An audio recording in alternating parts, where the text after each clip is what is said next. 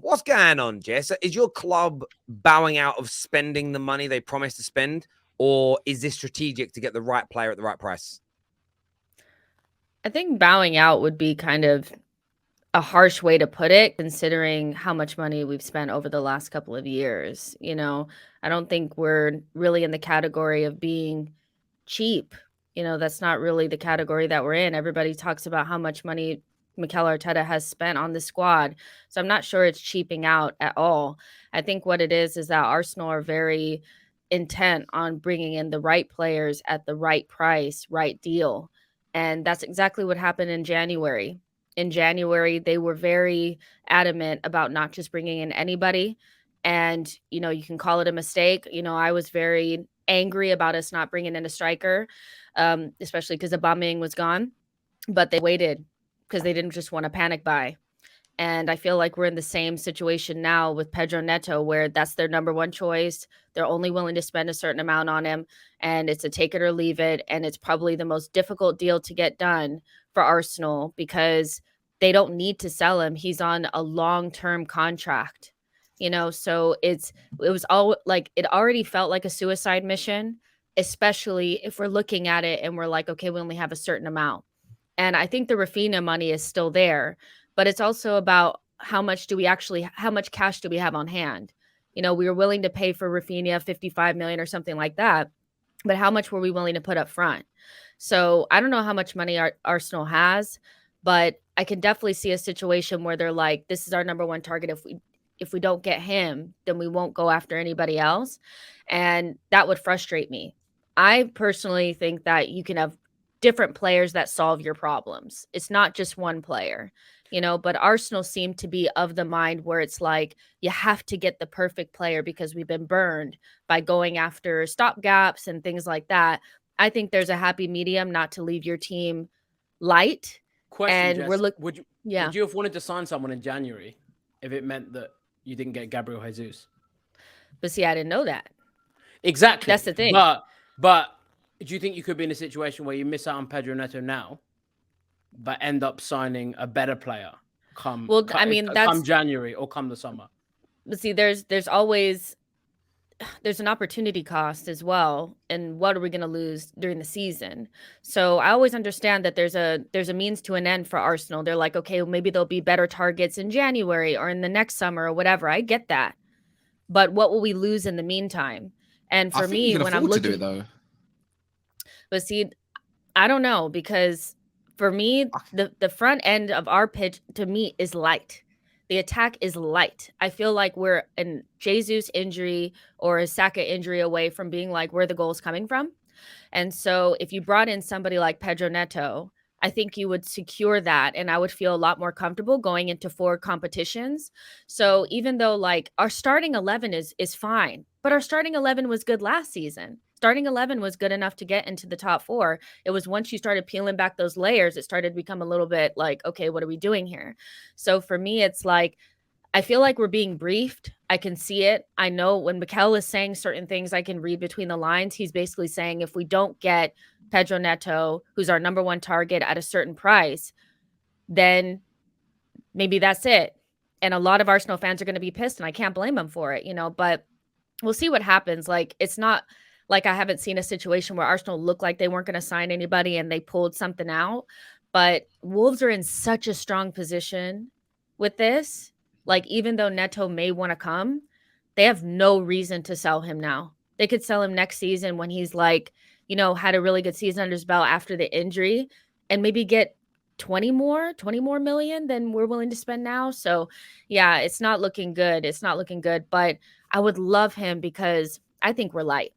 This is why you're called Chino's Arsenal, clearly. But what's it called? That's a great analogy of it all. But I reckon you can afford to wait till January because of the whole World Cup and everything going along with it. And I've seen your run for the next 9 games or something like that. It's looking good in your favor, if I'm being honest, in Arsenal's favor. No, but then the issue is that because Jesus right, if Jesus goes down and they have to rely on Eddie Nketiah, they're screwed. Yeah, but I think they've got such a... Unless we're playing Chelsea, because he will score against Chelsea. Are we playing Chelsea? As long as we're playing Chelsea, it's going to be fine. No, I'm joking. But you're right. You're absolutely correct. Like, there's just not enough goals there for me. The thing for me is, and this is where Arsenal fans...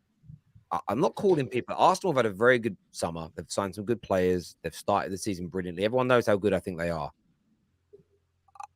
They need more, though, for the reasons Jess has said. I'm not going to reiterate them in a different way. But I've gone back to a tweet I posted back on the 21st of June. I said, if Arsenal are calling their interest in Youri Tielemans to get Rafinha, who wants Barca and Chelsea ahead of them, surely that is a massive risk of their summer plans. Thoughts? And I got absolutely cooked. Have you read the reports? Yeah, I did. He said they called the interest. This is what people said. We've basically got Tielemans. He's in the bag. We're going to call our interest on him. We're going to go and sign a right winger and a defender who ended up being Zinchenko, and we'll come back to him later on in the window. You haven't got that right-sided winger, and you haven't signed Youri Tielemans. Every few weeks, the story around Tielemans has changed. It's gone from being, we're coming back later, concerns about his fitness. Maybe he's a little bit too expensive. We're going to try and drive the price down and wait. And Arsenal fans have just gone along with it. Equally, you've already bid for Rafinha. And if Neto is your number one target, and you've already bid for Rafinha around 50, 60 million, give or take, the money's there. Like, I get the point that if you don't sign him, you might wait a year and you might sign somebody else. But in this next year, Pedro Neto could be the difference because of injury and or rotation between coming fourth and fifth, between winning the Europa League and going out in the semi-finals. And I sometimes, although you're right, you're happy that you've got Gabriel Jesus now. Who knows how another player in January you signed would have done. 100%. It's not about not having the money, though. That's not what I said. Like the money, there's some money there. I'm not saying you've said that, but I'm saying as an Arsenal fan, if you don't spend the money that they've been promising you and telling you is there all year, I'd want to hear why. I need to understand it. But they're already telling us why. They're already telling us Tielemans is going to happen because at the end of the window. Hold on, Louis, just really quick. They're already telling us why, because they want the target that they want. They don't just want to buy anybody. If we're still talking about Pedro Neto, are you talking about Tielemans or not? I'm talking about both, but you said Pedro Neto is the number one target, right? Yeah, he's the number one target, but Wolves do not want to sell, and we don't actually know what it would cost to bring him in. So even if we have money, it's also about how much we have up front, how much they want up front, how much they want in the total package. Like, there's a lot more than just like, okay, 50 million, whatever. They could want more. So like, if they can't get Pedro Neto, who's their number one choice, which Arteta already said, we want somebody who's going to be able to walk into the first team, not a project, not somebody that's going to take time, somebody who's going to walk in and probably push Bukayo Saka. That's Pedro Neto. If they cannot get him because Wolves want blank amount, then they may not go from somebody, but I don't know if that's a matter of not spending the money. It's being picky. So they're not spending that money. Then spend it in one of the other holes. Or they will. The Youri Tielemans situation, as I say, like I said it all the way back when. I've got a feeling Arsenal may not sign him, but I've been cooked all summer saying, yeah, we will. We're just waiting until later on in the summer.